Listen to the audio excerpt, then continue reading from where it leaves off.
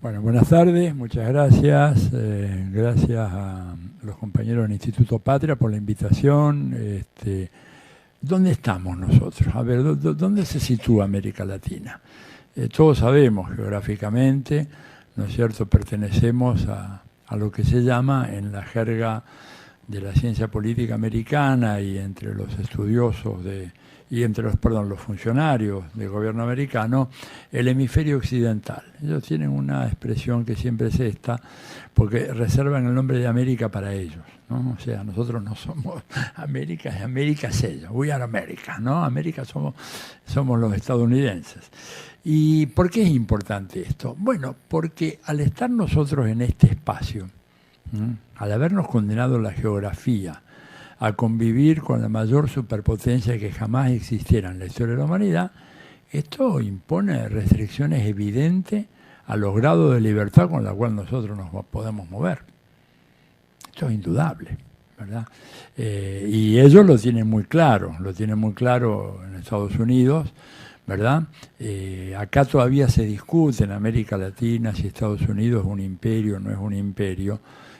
Pero los estrategas norteamericanos, los grandes pensadores que tienen la mirada a largo plazo, no en la coyuntura de hoy, sino pensando cómo va a estar Estados Unidos en el 2050, que es una preocupación que aparece muy claro en muchos documentos, ellos saben muy bien de que son un imperio y además saben otra cosa, que como imperio han empezado ya la curva de declinación del imperio, ¿verdad? Que no es un imperio que está en alza, sino un imperio que ha comenzado ya su lento pero irreversible proceso de declinación. Esto, por favor, no significa salir corriendo a buscar una botella de champán y festejar esta noche, ¿verdad? Porque es un proceso, es lento, es irreversible, pero es lento. Y ellos son muy conscientes de eso, muy conscientes, tanto Brzezinski, que falleció hace poco, que uno de los grandes pensadores del imperio, el mismo Kissinger, aunque lo dice más así subliminalmente, pero los documentos, por ejemplo, del Departamento del Pentágono, de Defensa, el Pentágono, ¿no es cierto?, son muy claros en este sentido. Ellos hablan de las enormes dificultades que va a tener Estados Unidos para mantener las posiciones que hemos adquirido en el sistema internacional, dice. No para agrandarlas, no para expandirlas, sino para mantenerlas. Vamos a tener muchas dificultades. Y entonces, claro, viene enseguida la reflexión histórica.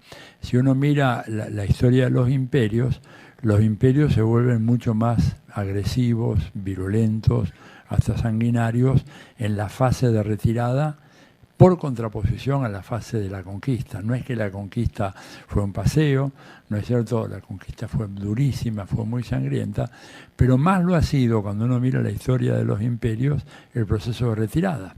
El caso más claro, digamos más paradigmático, es el caso de Francia, ¿no es cierto? Francia, a comienzos de la década del 60, cuando se le está por caer la última pieza del gran imperio colonial francés, que era Argelia. Y ahí el comportamiento de Francia, la Francia de los derechos humanos, perdón, de la Revolución Francesa, del Consejo de Seguridad, del nuevo orden mundial, hizo de la tortura un instrumento científico y dedicó, digamos, enormes e ingentes cantidades de tiempo y hombres y mujeres para ver de qué manera se podía torturar más eficazmente. O sea, el carácter sanguinario que tuvo la retirada de Argelia es tremendo. Los que tengan dudas, hay por ahí una película maravillosa de Gillo Pontecorvo, se llama La batalla de Argel. Ahí está todo dicho, lo que él hace es una radiografía de esa barbarie.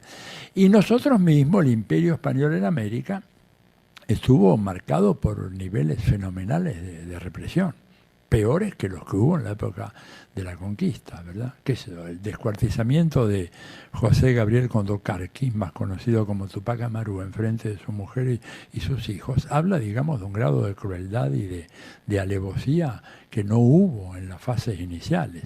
E incluso el himno nacional argentino, ¿no es cierto?, tiene ahí una estrofa de esas que hemos sacado para no incomodar a los reyes de Francia, de España, digo, cuando vienen acá, demostrarles nuestra angustia porque estábamos emancipándonos de ellos, pero hay una estrofa que creo que decía algo así como: no los veis sobre México y Quito arrojarse con saña tenaz, y cuan lloran bañados en sangre Potosí, Cochabamba y La Paz. Este es el himno.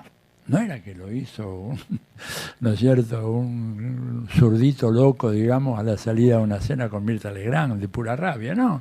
Esto lo hizo, digamos, el autor de nuestras letras, hablando de lo que era la violencia desatada que tenía el imperio en su fase final. Lo que nos espera algo parecido, ¿verdad? Lo que está pasando ahora, por ejemplo, en Siria, que es una aberración, es una muestra, ¿verdad?, de las tantas que ha habido en los últimos tiempos, porque no es que el imperio empezó su declinación ahora. En general, los estudiosos americanos ponen esta cifra, ponen la fecha fundamentalmente, simbólicamente, después de lo de las Torres Gemelas. 11 de septiembre de 2001 fue la primera vez que el territorio norteamericano continental fue atacado desde el último enfrentamiento bélico con los británicos en 1812.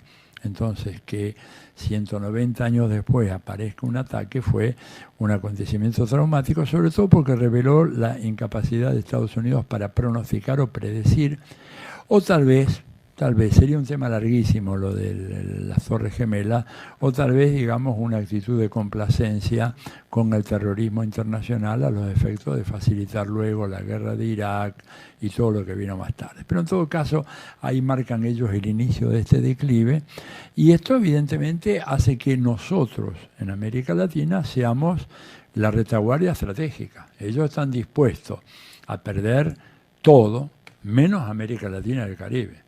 Si le dan a elegir, les pongo un ejemplo, además lo chequeé esto con colegas americanos, a ver, en un contexto crítico muy duro de las relaciones internacionales, y tienen que optar por perder Francia o perder Brasil, México, Argentina, perdemos Francia, sin ninguna duda. ¿Y eso por qué?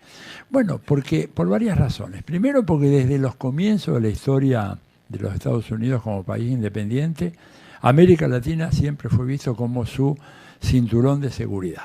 Esta es el área de seguridad, ¿no es cierto?, de los Estados Unidos, ya desde aquella época. En 1823 esto adquirió el estatus de una doctrina, la famosa doctrina Monroe. Fíjense que si América Latina no hubiera sido así de importante, difícilmente Estados Unidos le hubiera consagrado la primera doctrina de política exterior. Lo hace porque este continente era y es el más importante del mundo para ellos, ¿verdad? Entonces, doctrina Monroe en 1823, en 1826 boicot al Congreso Anficciónico convocado por Simón Bolívar en Panamá, en 1826, y en donde a partir de ahí quedan, digamos, fijadas las dos grandes constantes de la política exterior de Estados Unidos para América Latina. Constante que se mantienen inalterables a pesar de que pasen los presidentes, que sean demócratas, republicanos, que sean blancos, negros o rubios, no importa, las constantes son, en primer lugar, América para los estadounidenses, es decir, este continente es nuestro, somos dueños de este continente, y como llegaron a decir en una reunión, yo estuve ahí presente, uno de los expositores, se le escapó un poco la lengua y la cortesía que debe imperar en estas reuniones académicas, dijo, bueno, ustedes nos pertenecen, you belong to us, dijo así directamente, ustedes nos pertenecen.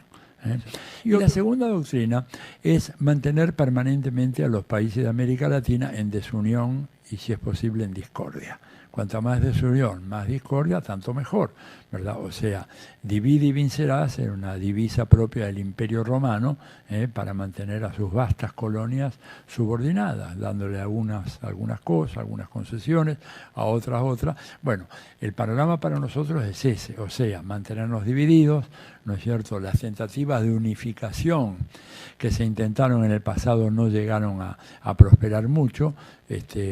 La OEA es el símbolo más evidente del fracaso de esa política, ¿verdad? Que ahora la OEA ha quedado sumamente deteriorada como su imagen, pero cuando se dan inicio procesos de integración autónomos tipo UNASUR o tipo la CELAC, Estados Unidos reacciona con mucha virulencia, chantajeando a algunos gobiernos, los gobiernos más débiles son chantajeados, que yo, por ejemplo, a los salvadoreños, para que no entraran a la CELAC, les dijeron, les mandamos de vuelta a todos los migrantes que tienen en Estados Unidos, lo cual provocaría una hecatombe, ¿verdad? En un país muy pequeñito, con el más densamente poblado de América Latina y con graves problemas económicos, de atraso, etcétera.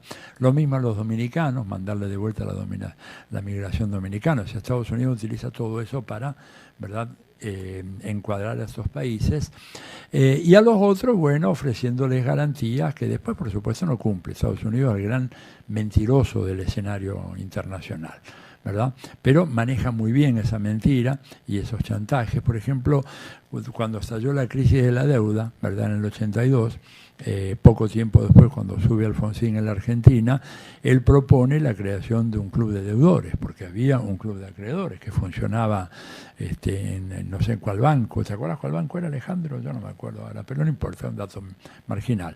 Lo que sí me acuerdo es que uno de los actuales altos funcionarios del gobierno estaba en ese banco en aquella época, del otro lado, como el club de los acreedores. Bueno, la idea de Alfonsín fue muy buena, pero claro, ¿quién estaba con él? Estaba todavía la dictadura militar en Brasil, que no querían saber absolutamente nada. Después vino Sarney, pero ya Sarney viene 2 años más tarde. En Chile estaba Pinochet. En Bolivia había una dictadura militar y si no, estaba empezando un gobierno ultra neoliberal de Sánchez de Lozada. O sea, no había un clima internacional y la Argentina fue muy penalizada por esa iniciativa. Y además se lo advirtieron a Alfonsín. Y iban, por ejemplo, a México y le decían a los mexicanos, no vayan a ocurrírseles a ustedes armar un club de deudores porque vamos a ser mucho más duros en la negociación. Y tuvieron éxito. Estamos todavía pagando esa deuda. Y lo que era también inesperado, más todavía, fue el hecho de que la Revolución Cubana no hubiera arriado sus banderas cuando se derrumbó la Unión Soviética. En el 91-92 todos decían Cuba se cae. ¿Cómo se va a mantener? Se cae la Unión Soviética, no tiene petróleo, no tiene esto, no tiene bienes industriales, no tiene a quién exportar. Bueno, por suerte, Cuba no se cayó. Por suerte, yo digo por suerte, porque si Cuba hubiera caído en el 92, tengan ustedes por seguro que no hubiera aparecido un Chávez o hubiera aparecido a destiempo, porque el problema también es la aparición de grandes líderes en el momento oportuno. No se gana, a ver, si Perón, en lugar de haber aparecido en el 17 de octubre del 45, aparecía en 1938, no hubiera sido Perón, ni hubiera habido peronismo en Argentina, ¿se entiende? O sea, el clima, la atmósfera intelectual política marca las potencialidades de un líder. El líder no es un dios, es un líder extraordinario, son líderes fenomenales, pero necesitan un contexto histórico, o dicho en términos poco teóricos, pero que se entienden, que el horno esté para bollos. Si el horno no está para bollos, por más que aparezca Chávez, Néstor, Lula, Cristina, no hubiera pasado nada. Hubieran sido figuras importantes, por supuesto, pero no hubieran hecho todo lo que hicieron en América Latina en esos años. Ahí el horno estaba para bollos, ¿verdad? En buena medida porque Cuba resistió, porque fracasó Felipe González, que fue el gran lobista, ¿no es cierto?, que cada 2 o 3 semanas llegaba a Cuba a entrevistarse con Fidel, a decirle que era hora de arriar las banderas. Esto así, textual, dicho, ¿no? Se iba y a las 2 o 3 semanas volvía. Bueno, la cuestión es que Cuba resistió, apareció Chávez, ¿no es cierto?, una figura totalmente impredecible, inesperada, que fue subestimada por los Estados Unidos. Cuando apareció, lo consideraron, bueno, un mulato jodón que no iba a hacer gran cosa y nada más, un charlatán de feria. Fíjense lo que le salió, ¿verdad? Y con el triunfo de Chávez, bueno, comienza a producirse ese cambio lento. ¿Por qué? Porque la prédica de Chávez, que antes no hubiera prendido jamás, 10 años antes que Chávez no hubiera alguno que hablase de Bolívar, de la Carta de Jamaica, del discurso de Angostura de Bolívar, lo hubieran considerado un historiador distraído que estaba hablando tonterías. Pero de repente, en ese cambio de la atmósfera, el agotamiento y la crisis de los modelos neoliberales, el disgusto con el neoliberalismo en la Argentina, en Brasil, en México, en Perú, en todos los países, el discurso de Chávez prendió y empezó a producir ese cambio que después se ve ratificado en noviembre del 2002, cuando Lula es electo presidente. Elección que tuvo mucho que ver con un acontecimiento argentino, como lo reconocen muchos analistas y protagonistas de la vida política brasileña, que fue nuestro 19 y 20 de diciembre. nuestro 19-20 de diciembre, más allá de lo que produjo, ¿no es cierto?, internamente en nuestro país, pero fue una rebelión que sembró el pánico en los grupos dominantes tradicionales del Brasil, que vieron lo que estaba pasando acá en la Argentina y rápidamente dijeron que si el estallido del modelo neoliberal llega a producirse en Brasil como en la Argentina, aquí las consecuencias serían un baño de sangre de incalculables proporciones. Habida cuenta de el carácter tan brutalmente clasista, racista de la estructura social brasileña, en donde todavía hoy, las huellas de la esclavitud están presentes, todavía hoy las huellas de la esclavitud están presentes en la cultura política y en la actividad política de los brasileños. ¿Se dan cuenta? Por eso cuando Pepe Mujica el otro día, en una entrevista, dijo, si lo de Lula pasaba con Cristina, hubieran dado vuelta a Buenos Aires, está hablando justamente del quietismo de un país en donde la tradición del esclavismo todavía pesa muchísimo en la sociedad brasileña y hace que esta le resulte muy difícil plantarse en una rebelión como debería haberse plantado. Todo esto, digamos, Venezuela con Chávez, Brasil con Lula, Argentina con Néstor, facilita ¿qué cosa? Bueno, el desenvolvimiento de otros procesos, concretamente en Bolivia, con Evo Morales un par de años después, en Ecuador con Correa, en Paraguay con Lugo, ¿no es cierto? Y rápidamente el continente, más allá arriba en Centroamérica, Daniel Ortega, y un avance creciente del Farabundo Martí en El Salvador. O sea, de repente el mapa sociopolítico latinoamericano, que siempre había sido muy amigable y muy dócil para los Estados Unidos, comienza a llenarse de políticos y presidentes indeseables para los Estados Unidos que se plantan en el frente y que levantan una bandera o unas cuantas banderas que eran absolutamente imprevisibles hasta pocos años atrás. Por ejemplo, la bandera de la unidad latinoamericana. Y no es casual que estos líderes hayan sido tan castigados por los Estados Unidos, ¿verdad? Empezando por Chávez, ¿verdad? Después, si quieren, hablamos de cómo murió Chávez, pero bueno, Chávez es un caso, por Néstor, ¿verdad?, que ha sido muy cuestionado por Estados Unidos, también Cristina, ni hablemos de Cristina, y por Lula. Fíjense qué caso, hay dos que están muertos y uno en la cárcel. Entonces, estamos hoy en estas condiciones. Hemos llegado a un momento en donde ha habido una ralentización, una desaceleración del ritmo de los procesos transformadores que hubo en América Latina. Coincido con Alejandro, creo que no es lo mismo el impulso que hay hoy que el que había hace 10 años atrás. Las condiciones económicas internacionales han cambiado, ha habido una especie de aburguesamiento de los sectores incorporados que no han sabido corresponder a los gobiernos que hicieron unas políticas sociales que los sacaron de la extrema pobreza. Es uno de los grandes estudios pendientes en la sociología latinoamericana. ¿Por qué los sectores incorporados, en lugar de apoyar a los gobiernos que los integraron, votaron en parte por esos gobiernos, pero en parte en contra? Eso se dio en Argentina, se dio en Brasil, se dio en Bolivia, se dio en Venezuela, se dio en todas partes. Y el papel fundamental de los medios de comunicación, que si volvemos, cosa que espero, ¿no es cierto?, lo antes posible, los dos sectores cruciales a los cuales va a haber que atacar con mucha fuerza, porque son, digamos, la génesis de todas las desgracias, son el poder financiero y el poder mediático. Y si no estamos dispuestos a dar la pelea en esos dos poderes, más vale que nos quedemos en casa, no vengamos a hacer cursos ni nada, porque estamos perdiendo el tiempo. Si no se atacan esos dos poderes. Este es un año crucial, ¿verdad? ¿Por qué? Porque, bueno, va a haber elecciones en Brasil.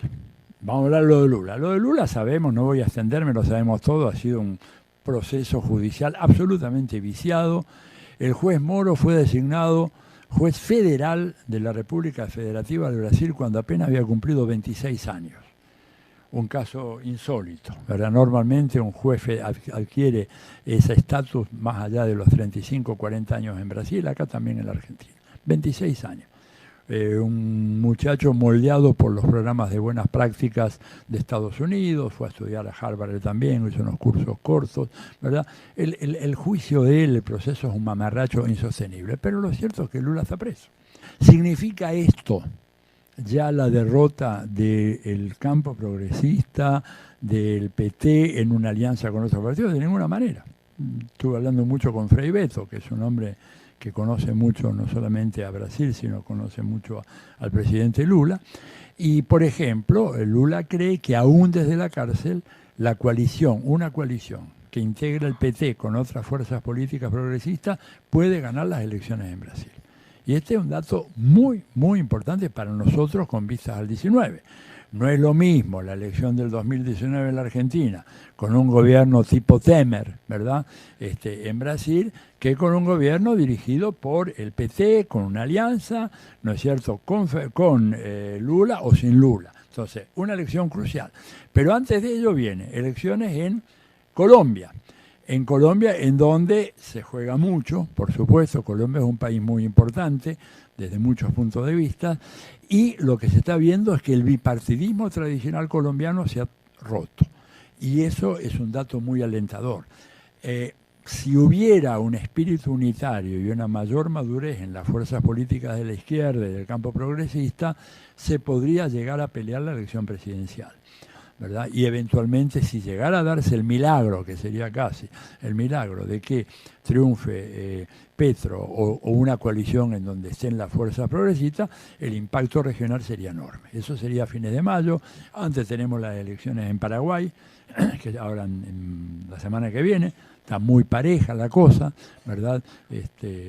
Por una parte los representantes, la continuación del gobierno de Cartes, y luego una coalición entre el Partido Liberal, que es un partido más democrático, ¿verdad? Y el Frente Guazú del expresidente Fernando Lugo, están ahí cabeza a cabeza. Vamos a ver qué es lo que sale. Ojalá que ganen los buenos. Pero lo que sería realmente un golpe así tremendo sería el triunfo de López Obrador en México. El triunfo de López Obrador en México mueve el tablero de la política sudamericana, totalmente, lo conmueve. Ahora, López Obrador enfrenta tres problemas. Primero, que no lo maten, ¿verdad? Que es un dato que en política mexicana, ¿verdad?, matar a alguien está al alcance de cualquiera de ustedes. Se lo digo, yo he vivido 8 años en México, así que conozco el paño absolutamente. Un día yo tuve que ir a acelerar rápido a un funeral, porque me habían avisado que murió una persona, era un amigo mío, un colega de la UNAM, y salgo y tomo un taxi. Yo le explico rápido que tengo que ir a un funeral, etcétera. El hombre entendió como que había alguien que me estaba amenazando a mí de muerte. Y me dijo: mire, doctor, por $100 arreglamos todo eso, hasta le garantizamos el funeral al muertito. Textual. Un hombre, un tachero común y corriente, muy simpático. Digo, o sea que López Obrador tiene que, primero, asegurarse que está con vida. Segundo, ganar. Y tercero, que le den el gobierno. Ahora, si se dan estas tres condiciones, vuelvo a repetir, el mapa cambia. Y además cambia y pega acá el rebote en Brasil, que tiene la elección en octubre. Porque si gana López Obrador, si lo del PT en alianza con otros partidos no está descartado, sino que pueden ser una alternativa real, habida cuenta de la total dispersión, ¿no es cierto?, de la derecha brasileña, que no tiene un candidato que no tenga prontuario. Ese es el problema. Temer sale el 1 de enero y de ahí va a la cárcel. O sea, Temer es, lo de Josecito López elevado al cubo, porque ya lo han sorprendido a la gente de él, pero era gente de él, no que estaba tirándolo por un monasterio, gente de él que venía a un mandado con bolsas llenas de miles y miles de dólares. El proceso no se pone en marcha porque tiene inmunidad presidencial, pero el 1 de enero la deja de tener. O sea, Aécio Neves no tiene condiciones porque está involucrado en actos de corrupción. O sea, no hay una figura de la derecha en Brasil que pueda en este momento remontarse más allá del 7-8% de los votos, excepto Bolsonaro, este personaje que le dije, que tiene 15%. Pero Lula tiene 37% de intención de voto. Y nosotros en la Argentina sabemos que a veces un presidente preso o en el exilio tiene más capacidad todavía que si estuviera adentro para hacer ganar elecciones. Es decir, Perón, ¿cuántas elecciones ganó? En provincias nacionales estando en el exilio. Creo que estamos en un momento especial. Creo que los enemigos quieren que nos desanimemos. Los enemigos quieren de que nos desarmemos. Los enemigos nos quieren convencer de que el ciclo progresista se ha acabado, pero la verdad que el ciclo progresista yo creo que ha tenido en este momento un relativo reflujo, pero que va a ser relanzado.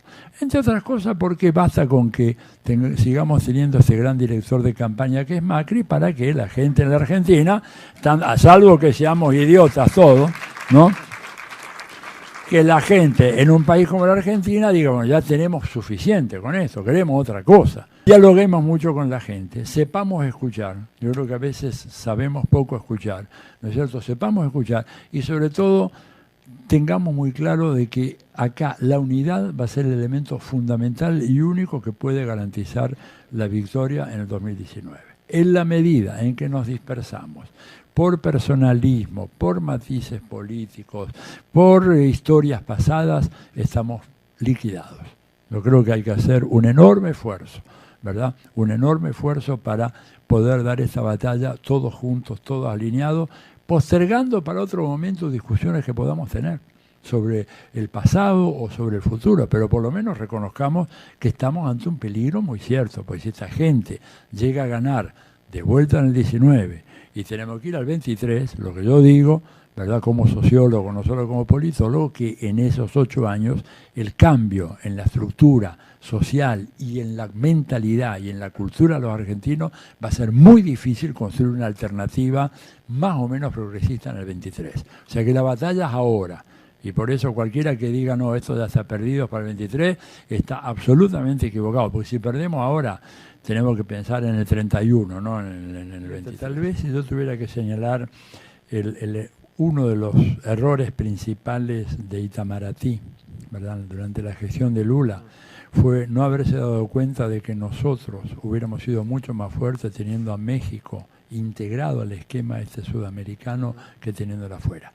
Ahí empezó a jugar una cierta rivalidad entre la Cancillería, no digo Lula, porque muchas de las decisiones realmente las tomaba la Cancillería con muy poca, el staff, ¿no?, de la Cancillería, y ese staff era muy antimexicano. Muy antimexicano, me consta, fue denunciado incluso por algunos analistas y algunos participantes brasileños como Moniz Bandeira, que murió hace poquito, que él siempre le preocupó ese talante muy antimexicano que había en la Cancillería brasileña, y eso nos debilitó, porque le entregamos México casi en bandeja a los Estados Unidos, y eso nos debilita a nosotros, a todos, acá en la Argentina y también en Centroamérica y el Caribe. Se va desgastando. Yo creo que en cambio tenemos que pensar una buena estrategia para captar los que no están totalmente de acuerdo con nosotros.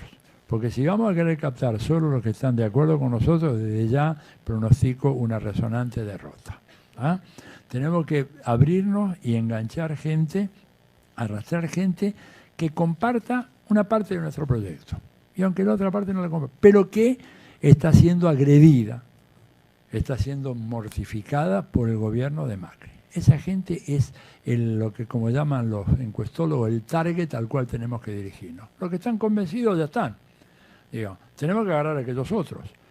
Tenemos, lo que yo digo, patentado una especie de fórmula, sacar una flota de ambulancias para recoger a todos los decepcionados que votaron engañados por esta gente, y que ahora lo peor que podemos hacer nosotros es reprocharles esto o castigarlos por eso. Yo no los reprocho. Tengo en mi familia montones de gente que a pesar de mi recomendación votaron mal. Y ahora están desesperados por votar bien. Y yo le dije, bueno, me parece bien, hiciste tu experiencia. Nada de decirle, claro, nada de decirle, sos un idiota, te la canté, digamos, no. Bueno, hay que hacer la experiencia, ¿verdad? Pensarlo, hablarlo, charlarlo con tu analista, ver qué te dice, para no cometer el mismo error. Pero salir a captar, porque sin ese electorado no ganamos. Si, saquémonos, además, esto Perón lo viene diciendo desde cuánto hace. Perón fue frentista, el gran inspirador del frentismo en la Argentina es Perón, porque él sabía que con los peronistas solos ya no se ganaba, que necesitábamos tener un mix, y ese mix hay que construirlo y tenemos que apelar a toda nuestra empatía, nuestro buen humor, nuestra cordialidad, guardarnos la bronca, porque con eso no ganamos nada. Porque si vamos a empezar a hostilizar a la gente que votó engañada, equivocado, lo que sea, estamos perdidos. Creo que tenemos que atraerlo y si hacemos eso podemos ganar. Bueno, dejé la última pregunta porque en realidad esta pregunta da para que sigamos 4 horas más. Entonces aprovecho para darle las gracias y pedir que en 2 minutos la puedan responder. Más allá del rol de los medios, ¿qué autocrítica deben hacerse los gobiernos populares? ¿Qué errores propios contribuyeron a perder tantas elecciones en la región? Por eso digo, esto da para 2 cursos más y 4 horas. Pero le dejo la palabra a los compañeros y desde ya les agradezco y los convoco a ustedes para el próximo martes. Bueno, tratamos de responder en 2 minutos. Mira, es fácil. La mayoría de esos gobiernos cayó víctima de una ilusión, todos, sin excepción, de que incorporando a los sectores que estaban hundidos en la estructura social iban a ampliar su base electoral. Cuando Cristina hablaba del boom del consumo, ella hablaba con mucha confianza de que el boom del consumo iría a traducirse en un apoyo para el Frente para la Victoria. Algunos tratamos de decir que no iba a ocurrir tal cosa, de que la enseñanza de la sociología hablaban claramente de que ante la ausencia de un proceso persistente de educación política y de instrucción política, el boom de consumo lo que te hace es convertir en votantes de clase media a quienes no son clase media, pero que imaginariamente se comportan políticamente como clase media. Ese ha sido el problema. El problema en Brasil, el problema en Venezuela, el problema en Ecuador. A Correa le hicieron una manifestación, ¿no es cierto?, con su famosa ley de la herencia, que iba a afectar al 0.1% de la población ecuatoriana que podía heredar, el resto no. Y sin embargo se le arma una gran manifestación llena de representantes de las comunidades indígenas, de pueblos originarios que jamás habían recibido una herencia, jamás iban a heredar nada, y sin embargo fueron manipulados, ¿verdad?, diciéndole, hoy me sacan a mí, mañana te sacan tu cabrito y tu vaquita. Y enganchó el discurso. Primer error, eso. Segundo error, nosotros, aprendices en la estrategia electoral, ¿verdad? Digamos, una fórmula como Scioli Zanini estaba condenada a ser derrotada. Un estudiante de primer año de ciencia política, en un examen, se le hace una pregunta así, y si dice que con esa fórmula gana, inmediatamente bochado. Porque era una fórmula para los ya convencidos, vuelvo a lo de antes. Una fórmula para los que estamos convencidos, votamos sin ningún problema. Pero el problema no es que voten los convencidos. Los que están parcialmente convencidos tienen que venir acá, ¿no es cierto? Ese segundo error de estrategia.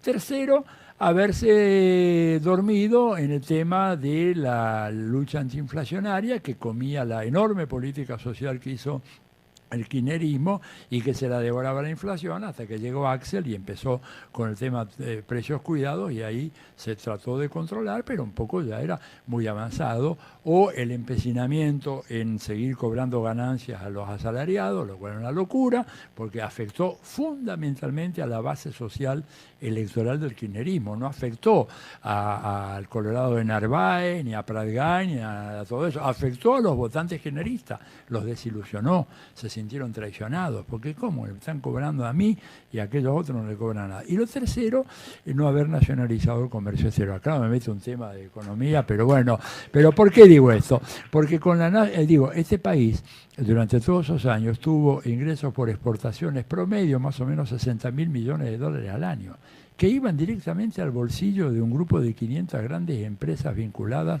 al negocio exportador.